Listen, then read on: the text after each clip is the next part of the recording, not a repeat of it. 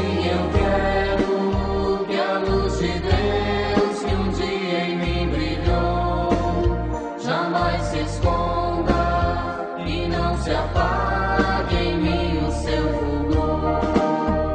Sim, eu quero que o meu amor ajude o meu irmão a caminhar guiado por tua mão em tua lei. A paz de Jesus para todos vocês, meus queridos, que acompanham o programa Sim, Eu Quero, transmitido pela TV Nazaré, o canal 53, e indo ao ar todas as quintas-feiras, às 19h30, e repetido na quarta-feira seguinte, às 16 horas.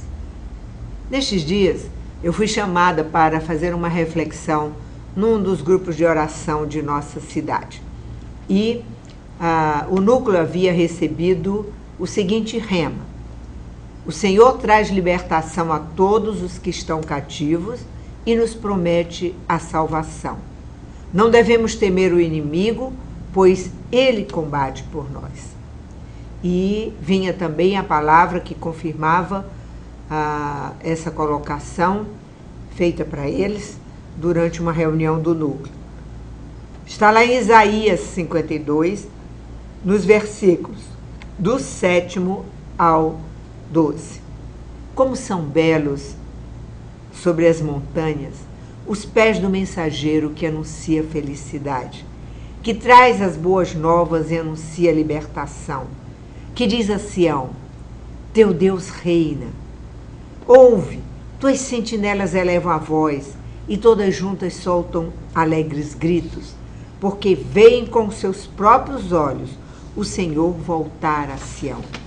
Prorrompei todas em brados de alegria, ruínas de Jerusalém, o Senhor descobre seu braço santo aos olhares das nações, e todos os confins da terra verão o triunfo de nosso Deus.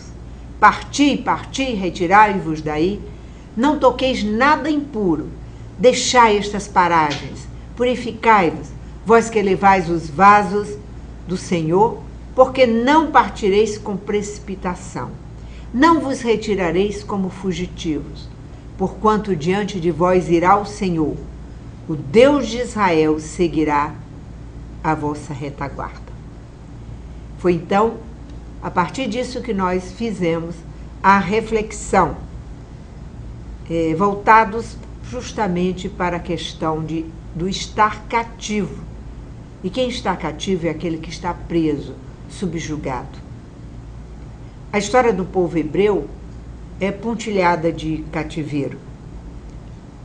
Eles, depois que estiveram no Egito, né, lá mesmo no Egito, eles foram massacrados, escravizados.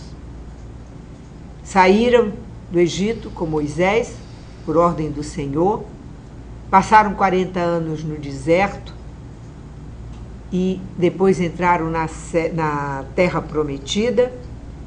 E lá mesmo na Terra Prometida, eles viviam constantemente em guerra contra os povos que antes habitavam ali. Chegou um tempo em que eles foram guiados pelos juízes e acabaram formando um pequeno reino, com Saul tendo sido sagrado por Samuel como o primeiro rei. Depois de Saul veio o reinado de Davi, que tinha o poder sobre a tribo de Judá e que conseguiu reunir as tribos israelitas.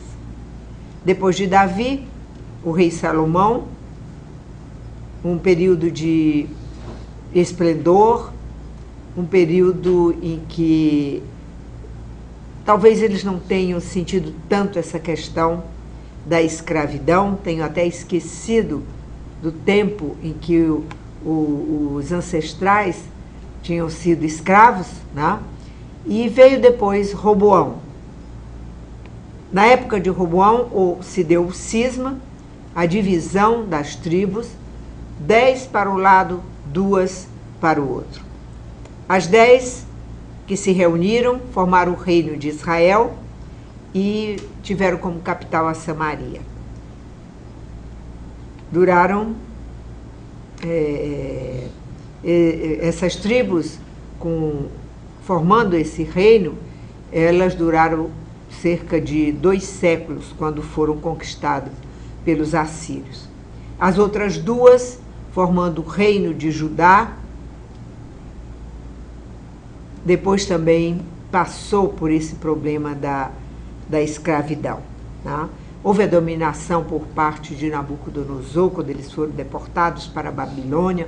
Depois a volta com a permissão do rei Ciro da Pérsia, o rei Ciro II, e não mais como um reino, mas eles voltaram formando uma comunidade religiosa. A Palestina, posteriormente, foi conquistada por Alexandre Magno e chegou o momento em que ela caiu sob o domínio do Império Romano. Até que no ano 70, no período de Tito, houve a destruição da Cidade Santa.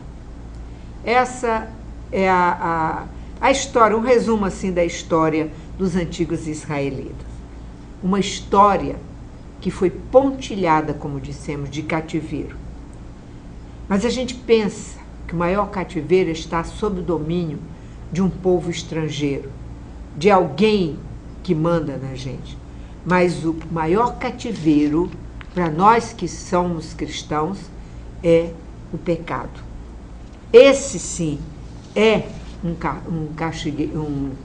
um terrível cativeiro. E constantemente os profetas estiveram chamando a atenção do povo israelita para esse outro tipo de cativeiro, mostrando a questão do pecado, pois seguidamente eles estavam abandonando o Deus de Israel e se voltando para os deuses pagãos. Isso para nós também nos dias de hoje se aplica. Quantos de nós temos deixado o nosso Deus, o verdadeiro Deus, para cultuarmos outros deuses? Uma idolatria sem fim, né? Mas nós vimos que Isaías, que foi considerado poeta da consolação e da esperança, e que nós vimos lá nos versos lidos no início deste programa, ele anuncia o Salvador, o homem das dores, mas libertador. É a figura de Jesus já retratada lá em Isaías. E quem não quer viver em liberdade?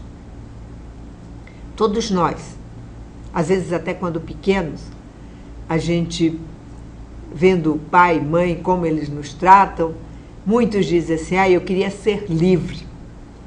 Mas a verdadeira liberdade está em deixar o pecado de lado, deixando Jesus reinar na nossa vida.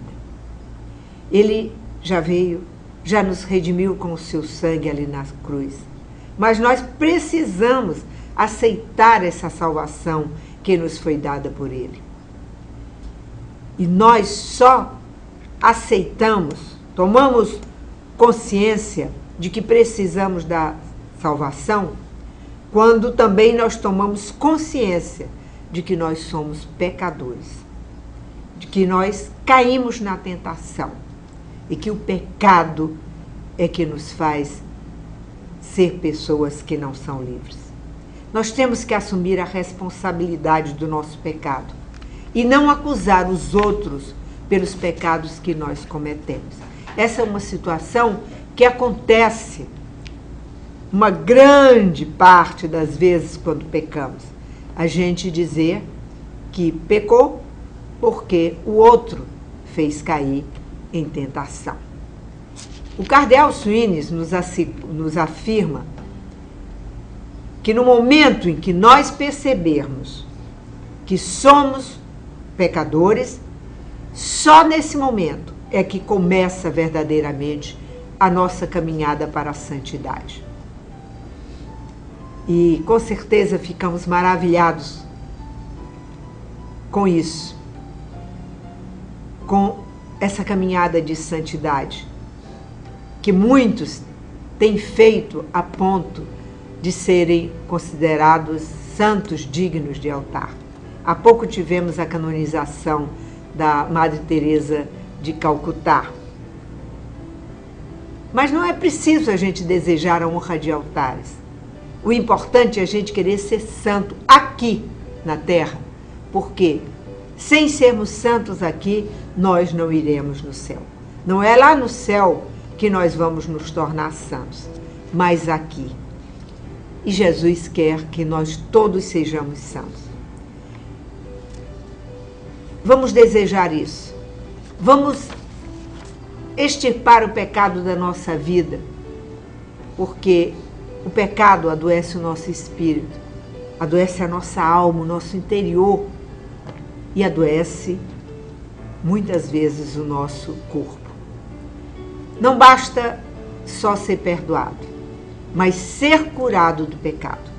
No próximo bloco nós vamos falar a respeito disso. Vamos deixar agora que essa música, ela martele o nosso pensamento, para que nós desejamos ser santos e santas.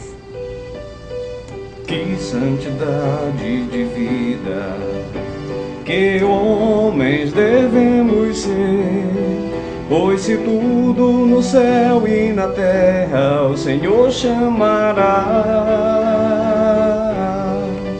Que respeito para com Deus, que luta devemos travar, no novo céu e na nova terra iremos morar. Somos, Senhor, tua igreja, e aguarda e apressa tua vinda gloriosa. Que o Senhor nos encontre em paz, puros e santos, que é feito da sua promessa. Perguntam e zombam de Deus, mas o Senhor virá, Ele não tardará. Que eu seja santo, santo, santo, pois Deus é santo, santo, santo. Que a santidade da minha vida apresse o Senhor e Ele logo virá.